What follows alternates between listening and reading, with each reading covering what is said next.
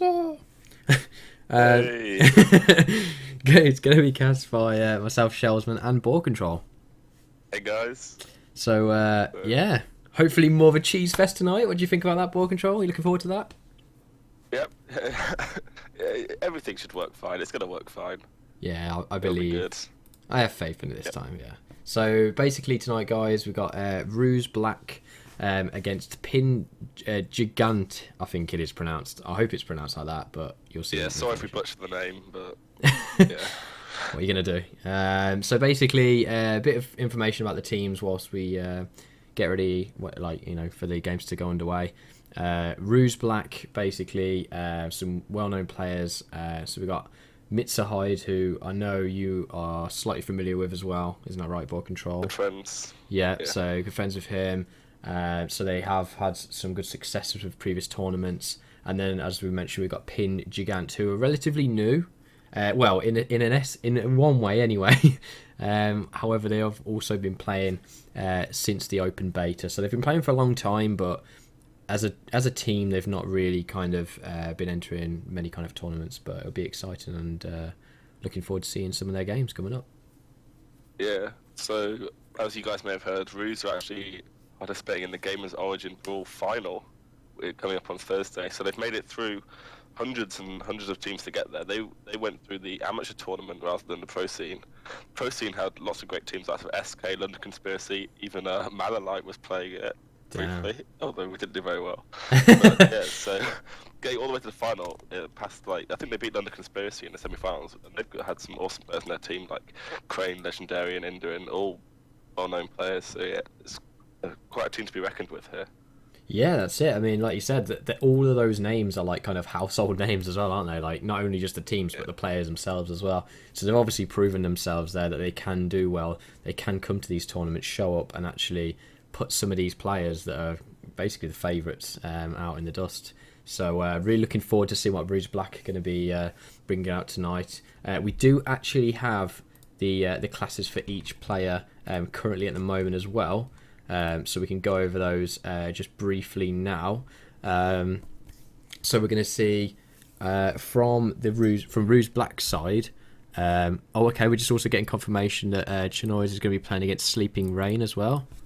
Thank you. okay. Yep, so going to be getting ready and hovering over that one. Start just to let them know to start whenever they can.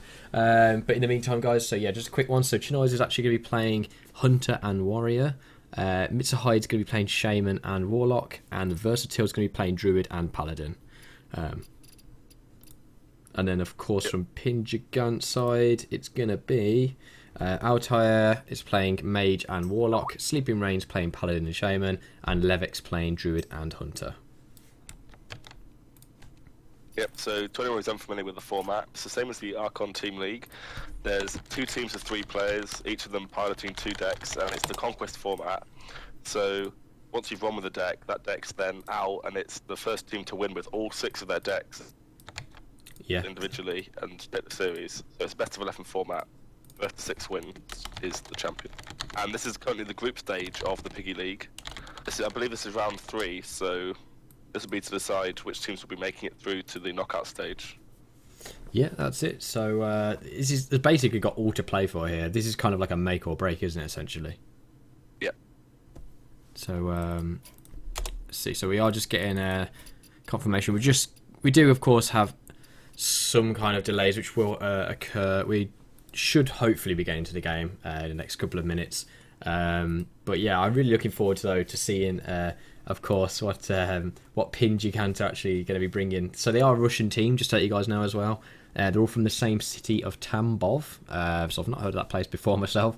So Altair is the leader of the team, and then Sleeping Rain is his girlfriend. So we have another grill in this tournament. Ooh. I know, and and then Levick is Altair's friend. So they all know each other, which I think could be a bit of an advantage as well, especially when you're playing a team game. Yeah, I think the main success for Ruse Gaming has been I think they know each other quite well just from being in the team. The communication is quite key when they bring their lineup. They said they discuss it a lot beforehand, and that's how they can beat some of these more well-known teams and who maybe don't discuss lineups as much because maybe the players just bring what they think's best and don't really like decide too much. I know that's been the case that was the case not in Manolite, where people would just bring what they thought was rather than bringing what's best for the team. So, yeah, interesting to see the dynamic. Yeah, that's it. So, I mean, so the actual Rouge Black teams are. Do we know if they actually? I know, of course, they've been playing for quite a while as well. They're all good players. Do we know?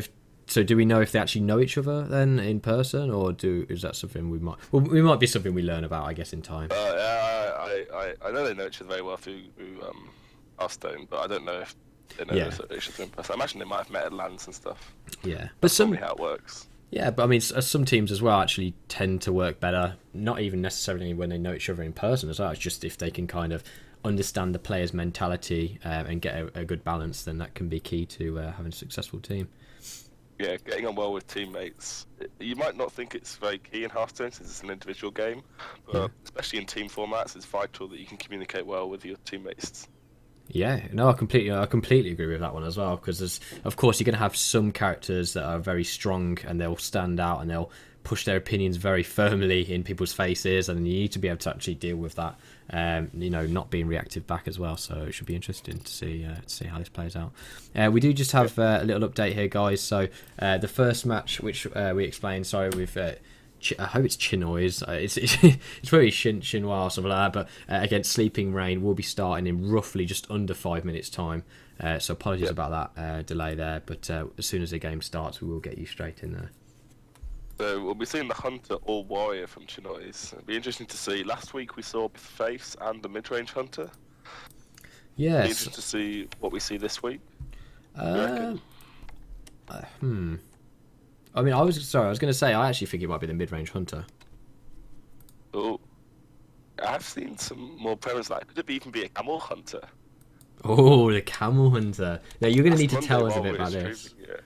Last Monday while we were streaming, certain Jackie Chan managed to pilot his own pre-made deck with no secrets. It had double Hunter's Mark and some other interesting choices like Flame Juggler, and he managed to pilot that all the way from the low hundreds, rank 1 legend, and I think that's where he finished as well. So could that be the new Hunter archetype that we've been waiting so long for? Yeah, it may well be. I mean, I know I've heard of certain players.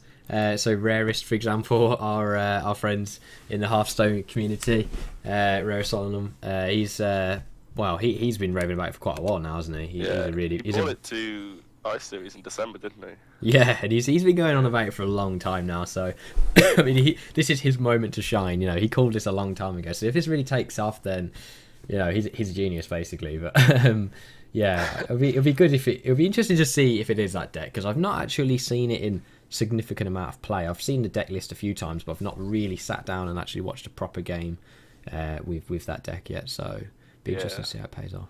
Numerous pro players could look at the deck and just decided it was bad before even playing it, since it didn't have Mad Scientist and Trap, but it's a different outlook on Hunter, really. It's all about the board control, and although some of the traps like Snake Trap can be quite good for getting bored, some of them are quite unreliable, since the Snake Trap actually has to be procced. Yeah, and if it's not procced, then you get nothing out of it. So, like, you can get more guaranteed boards if you don't play these traps sometimes. Yeah, that's true. So just to say here, so we do actually have the guys get into the game now. So the game is underway. So let's have a look. So we have. Let's just head in. Yeah.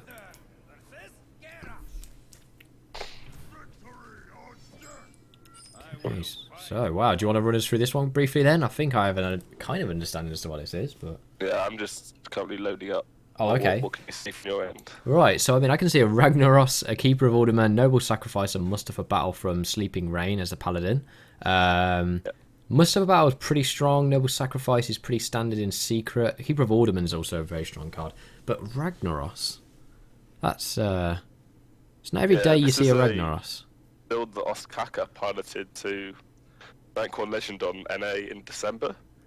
Right. I've seen it sometimes floating around. It's basically just another threat like Tyrion. The idea is that when you're top decking in the late game, you want to be able to draw a threat. Right, okay. And adding another one to your just increases the chances of drawing it.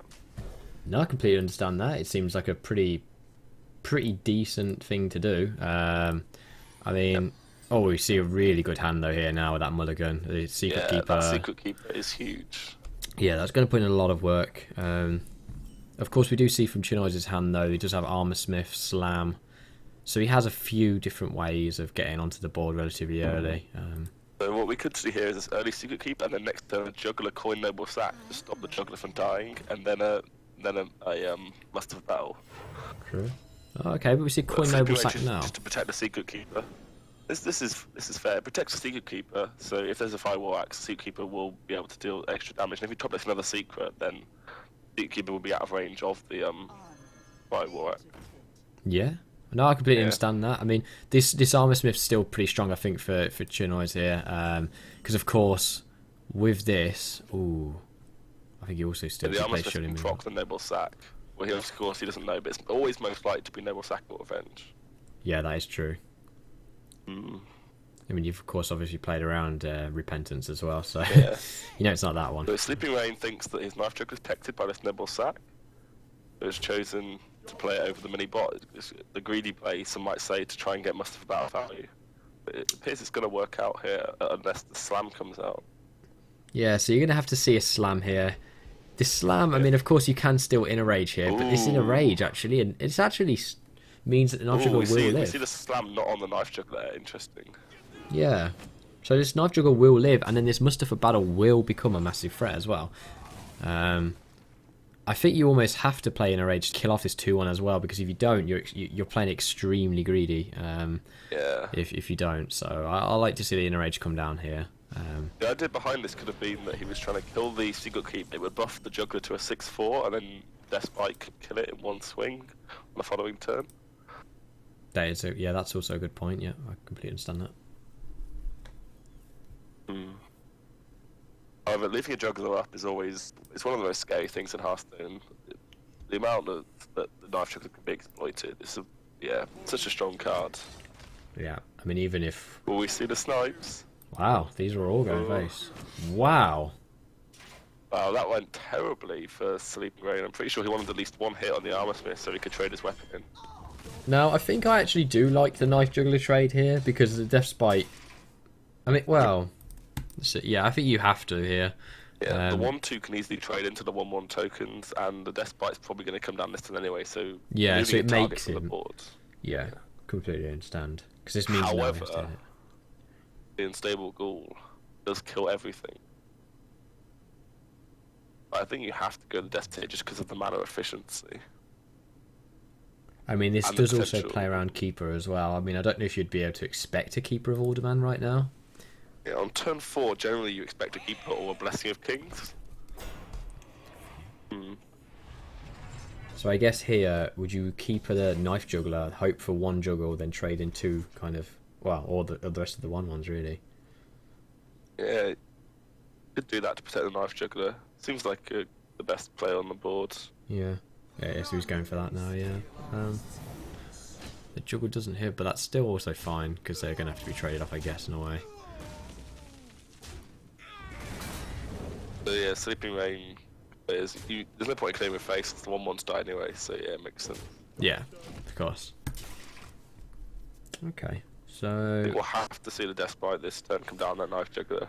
Yeah, especially as another Muster for battle is going to be coming down. That's another 3 points of damage straight away. Yeah, of course, Chinois won't expect a second Muster for battle, and this dies it anyway, since you wouldn't play Muster into a Death Spite Death Rattle. Yeah, so Sleeping Rain's not going to be too happy about this. It is starting to look towards Chinois' favour here. I mean, that Party Shredder's pretty nice top deck, actually. So I really like Avenge. Unfortunately, we don't see patrons. No. If Chinois had patrons here, it would be able to seal the deal, but without patrons, the Paladin might just be able to force enough damage here, especially with an Avenge and no Execute in hand. That is true. So do you actually think it's tipping towards Sleeping Rain's favour here, then? Yeah. That's only 8 power on board and with the weapon, and over 2 turns, that's practically lethal on Chinois. If we see a big draw from Sleeping Rain and a challenge orb, then that could be enough. I mean, we could see perhaps the Acolyte come down into Inner Rage to get that card draw, but is there much else for free mana that you're really trying to draw for right about now? I mean, perhaps if you draw the Execute. Yeah, that would be your second inner rage, and it would allow the acolyte to die to the weapon. So it's not really. You really want to save that inner rage for a patron play. It's quite weak to be using it. Just cycle. But at some point, you're also kind of thinking, is this perhaps because you're going to be aware that there's a good chance it's going to be Avenge, which we know it is. That you can't afford to be taking 7 damage casually to the face. I mean, perhaps Lotheb's the play here. You could not proc the secret since you expect Mysterious Challenge to come down, so you're just denying a secret. However, there is no Mysterious Challenger, and that Lotheb does count all the plays for Sleeping Rain, so it's just a mini bot here. Yeah, that is true. So you could trade into the Lotheb here, or you could all face.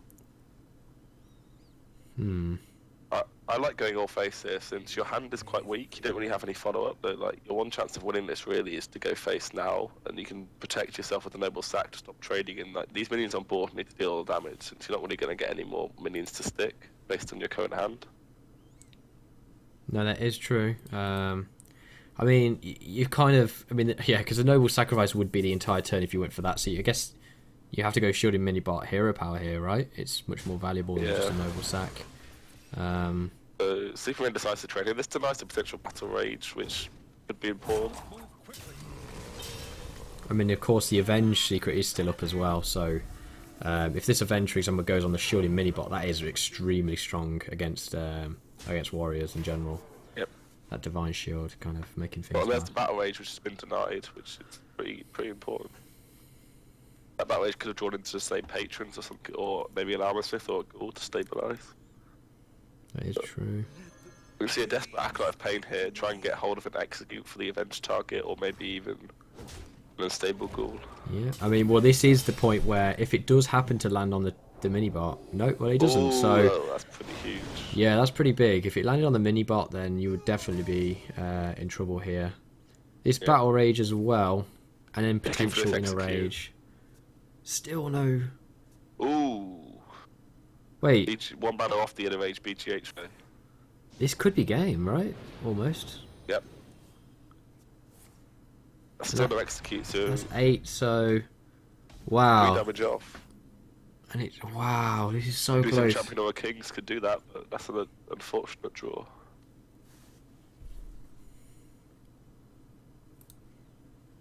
So we'll probably see a Must Have Battle come down here. Kill off the Acolyte of Pain, since it can trade into 6-3 so well. That is And true. you might as well just play your hand. Do you think you completely fill the board here? Yeah, wait. If you were to completely fill the board, Noble Sacrifice wouldn't actually work. Oh, that is true. Yeah, that is a very good point. That's But a I common think mistake as well, actually, with a lot of It players. is, yeah. But no, I think Sleeping Ray realised that. And just, rather than Hero Power, I just thought, I'm going to play the Noble Sacrifice, so that's fine. There is that Execute. Oh, 1 turn too late. But of course, we know it's Noble Sacrifice. If you're in Chinoi's situation, do you assume it's going to be Avenged? Because if, of course, you use the Execute and then it buffs something else, you're not going to be too happy. I think you execute it and see what happens. Maybe, or you could. The only whirlwind effect you can have here is to play Death's Bite, and then play War Axe. Yeah. Do you think you do that here? But even then, you're not just still dead because you actually can't armor up as well as. Yeah, you can't armor up as well as execute. Yeah, so you just have the Battle Rage draw. Oh, the Ghoul. You can play the Ghoul and then play the Armor Smith behind it. I think you've already seen one Avenge. It could easily be Competitive Spirit, but you lose if it's Competitive Spirit, so you just have to pretend it isn't. So Armor Smith and Unstable Ghoul. Yeah, and hope it's Noble Sack, and it is Noble Sack, so... Right, so... Ooh, wow. That's pretty huge right now. Missed Doctor 6 and Doctor 7, but the best skipped of it. the bunch. Yeah. But... Yeah, so this is... Here? Yeah, because, I mean, these 1/1s are going to die, but of course... Wow. But of course, if you trade in... Extra armor, yeah. Yeah, so... Of course... Sorry, go on, you were going to say something. Yeah, because you've got Tyrion, you don't really mind about giving the opponent HP, since the Ashbringer's going to deal 15, potentially, so... Yeah. It's true. Fine to trade in the 1/1. Do you think you trade in? I think you can just go face, yeah. Yeah, I think you can go face here because if you go all face, even with a weapon, your opponent's at 3 health, so it's extremely hard for them to kind of gain much kind of armor essentially Yeah. from the armor smith. There's also the second armor smith, right? It is. Oh wow, no, but Sleeping Rain does fear the armor smith. I I don't think it's. off the second armor smith. There's no other way for the warrior to gain armor, so you can look at it that way. Oh wow, and that's not quite going to be enough right now. So of course you are in a really tough spot if you're Chinoys here. Yeah. We know the secret's noble stack, or he should by now, since he's tested for everything else apart from Sacred Trial and Eye for an Eye, so I don't think we'll be seeing those secrets. In order to survive, he has to armor up.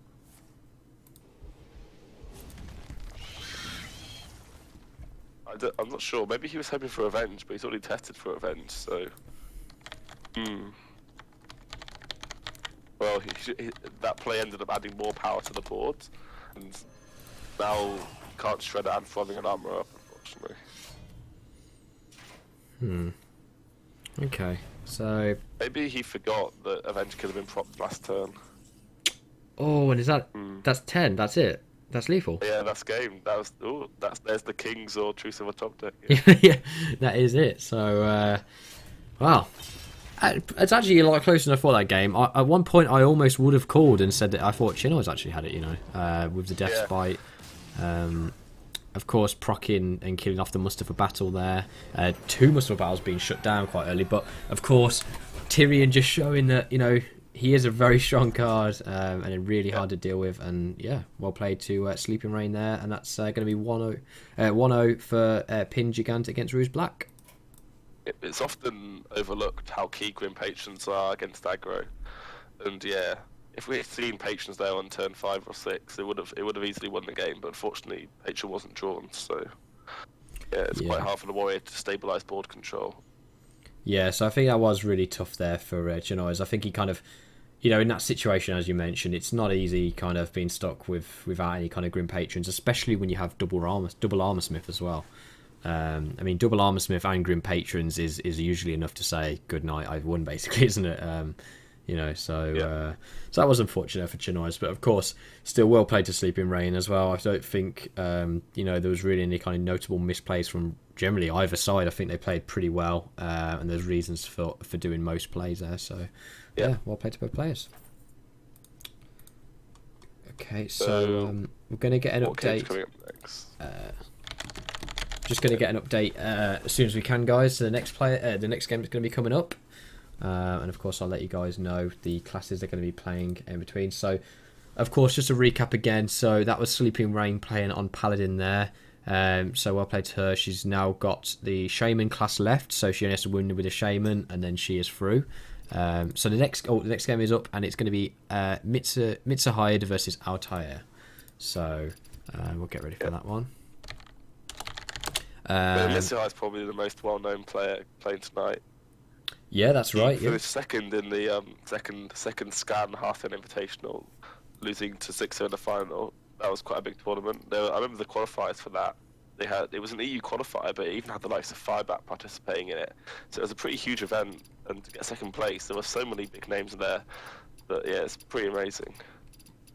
Yeah, I think honestly they do. They have been showing, you know, that they've been playing really well. And I know that Mitzahide is mostly a tempo deck player, isn't he? But he does like playing Patron and Freeze Mage as well. So that's quite interesting to know. Of course, 2 very highly respectable decks there. But we are actually underway now, so it's going to be excuse me, Altair versus Mitzahide. So we're going to get spectating this game right now. So Mitzahide brought Shaman and Warlock, so it's probably an aggro Shaman and a Zoo. I've seen so much Zoo on the ladder recently.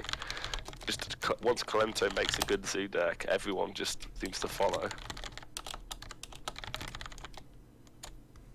Okay, so sorry, bear me 1 moment. I'm just going to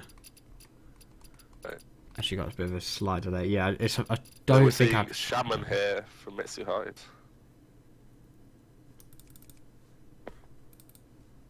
that's an interesting card choice here. Tusk Totemic. Every time I've seen people post Shaman decks on Twitter, I've seen Nyman reply to them saying, add Tuskar Totemic and Lothep.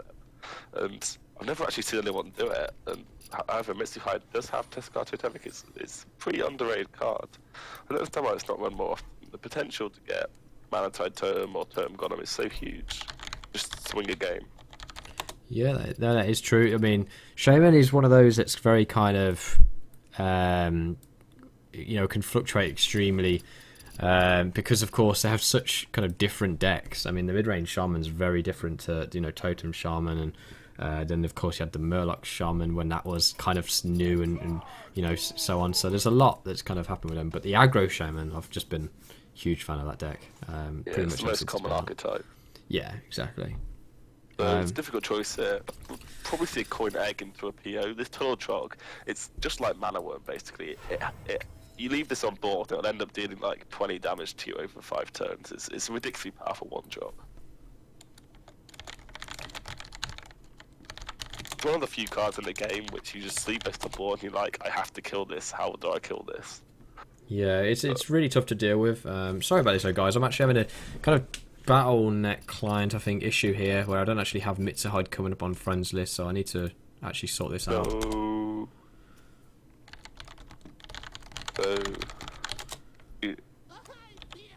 So we see a Lepronome come down. We could. The other play is Lightning Bolt, and you don't want a Lightning Bolt on Egg, so yeah. Right heads up play from Mouse here to play the Egg, deny it from being cleared. Okay, there we go. So I have got an invite just come through now. So hopefully these cards. So there we go. There we go. All right, so I'm back now. Sorry about that, guys. Okay, so I can see Mitsuhide's cards now, so that's much better. So we could see a Fell Spirit here, but there's no 2-drop in Mitsuhide's hand, so it wouldn't really make sense to hit with the overload effect. Well, and we see the face it here instead of trading. This is a heads up. It forces the 4/4 to trade into a 2/1, which is quite bad for it. There's not really much punish here from going face as well. Yeah, I mean, in normally this kind of... Sorry, go on, you were going to say so. Yeah, normally against Zoo you want to trade all the time, but this is one of the few times where there's no punish, so it's not really worth it. Yeah, because I mean, this match is I have played this match a couple of times, mainly from the aggro paladins kind of side. Aggro shaman side. However, I do tend to find that it's just usually as it is with most games, you just generally want to kind of clear some of the stronger means, but 9 times out of 10 you're just pushing for that face damage. And it also, of course, does highly depend on what you're given. So right now, of course, we see the Lava Burst and Lightning Bolt from Mitsuhide, which basically is saying to him that, well, that's 8 damage essentially in his hand right now, because you're not too worried about the overload or the mana, as long as you can combine and say, right, in the next few turns I can cast all of these things in my hand, because they are relatively cheap. Sure, they have the overload, but it's only 1 turn of the overload, then the next turn you get to play all again. So here I really like that play from Mitsuhide, because it's basically saying like 1 minion and that's it. Goes for this play to try and fight back for board. Unfortunately, due to the overload effect, he won't be able to play either card in hand next turn. So he'll probably just end up losing the board next turn if he's unable to play anything. This draw is huge. Lava Shock would be a great draw. Yeah, I mean, the Imp Gang boss here is huge as well. I think you almost have to play the Imp Gang boss. You could play the Haunted Creeper and the Voidwalker, because of course the Voidwalker would do really well against both of these cards. But then it is, of course, weak to something else like an Earth Shock, or something where you just remove some kind of taunt and allow you to hit more damage to the face. I think you just hero power here. The Earth Shock valuable due on taunts in this matchup. That is true. Taunt totem's pretty huge there. Protects the 2/1. Yeah, that is true. Flame Imp. So we could see Haunted Creeper, Voidwalker, and Flame Imp this turn. Which wouldn't necessarily be a terrible thing, because you have completely fluid the board there. So out here wouldn't be feeling too terrible. Of course, Flame Imp can be a bit annoying. Double-edged sword, really. Yeah. But we're already at the stage where you don't want to play it. You might rather play it, because Fender of Argus is like, you just really want to get to that card. That's the most important card. It can just block out so much damage, get you bored, help you push face damage as well. That is true. Quite tough. Yeah. I think You tap, you're taking 2. If you play the Flame Imp, you're taking 3. It's like you're running out of cards regardless, so you do need to fill up your hand again. Okay. So, from Mitsuhide's perspective, you got Leper Gnome. I mean, you want to always Argent Horse Rider if you can as well, if you don't have Doomhammer in hand, I should say. Because you need these charge minions. You need to be pushing this instant damage as soon as you can. So I like... Well, you have to decide if the Earthshock's worth it or not. Drops 3 damage, but there could potentially be a Defender of Argus, and Earthshock could like get through more damage then, but I think it has to come down there. Yeah, I mean, even Ooh, actually... see Gormok's activated. Yeah. Yeah, I was going to say, even that, it's not. It's more a case as well of, you know, be able to shut down other minions here. I mean, this Gormok and Direwolf Alpha combo could be pretty strong. You know, slam the Direwolf Alpha perhaps in the middle so you can pop through the taunt straight away. And then you could actually start clearing pretty much the entire board, actually, I should say. Did you clear the entire board? Yeah, if you hit the 2-1, you put the Direwolf in the middle, so then you kill the taunt with one of the 1-1s. And then you can pop the shield. You will, of course, lose the Haunted Creeper, but I don't think you're going to be too concerned with this when you have such a huge board as well. We've seen both the charge minions and Mitsuhide, so the only damage left won't be able to come from minions anymore. It'll have to be... Ooh. So yeah, correct play obviously to tap power. first, to hero power first, and then Finlay, of course, which a lot of people do forget to do. And steady shot, wow, that's huge. So steady shot on life tap here, it's actually quite a tough choice. Actually, yeah, that is true. But I think with this, the steady shot and him being on 13 health, you just have to do this play. Because even next turn you have 7 damage for 5 mana. So you actually could have lethal. If you top deck Crackle, you have lethal if it hits correctly. You have to think about, can I life tap twice into more than 4 damage? Because your hero power is like drawing a card which is 0 mana deal 2 damage, or 2 mana deal 2 damage. I actually don't like tapping here. Yeah, I think you can just play the PO and the Doomguard. Yeah, PO Doomguard for sure, because you're going to have that floating mana. It's going to get rid of the PO anyway. So I think you just have to PO, and you could just go pretty much you have to all set for phase. lethal next turn. Yeah, so I really like just kind of maybe perhaps using a 2-1. There we have 6 8s. 8 plus. Yeah, we have like he has enough to kill next turn. I think I'm pretty sure. Yeah, did the correct press on the Doomguard there next to the Direwolf. Yeah, that is true. So unless the Diamond can find lethal here. Oh, okay. Interesting. Decides to give up. There it is. That was the exact card I said about. So that is 7 right now, and then it would be 10 with Crackle. He has a 75% chance to kill Altair right now. Do you Crackle first or last? I think you Crackle last. Is the correct play. Oh no! No! Wow. That was a 75%. That is insane. Wait, Mitsuhide is surely. Though, sorry, I cover my shadow. I'm sorry, I really could not. I'd be kicking myself so much right now. Wow. Yeah, I think you have to Lava Burst off for 3 minion actually. And then you can survive on board, right? Yeah, and then you hope can. You draw 4 damage. Oh wow, that is because obviously he'll be doing the maths here, and he'll know if he has 16 damage. So actually, is it better to Lava Burst the Direwolf Alpha? Yeah, I think the potential charge when it can come down, the Direwolf could buff that and deal 5 damage rather than only 4 damage max. Implosion is not going to do it, and he can't tap. Because if he does tap, he'll only need like a lightning bolt and he dies. So this is huge. This is literally Mitsuhide has 1 chance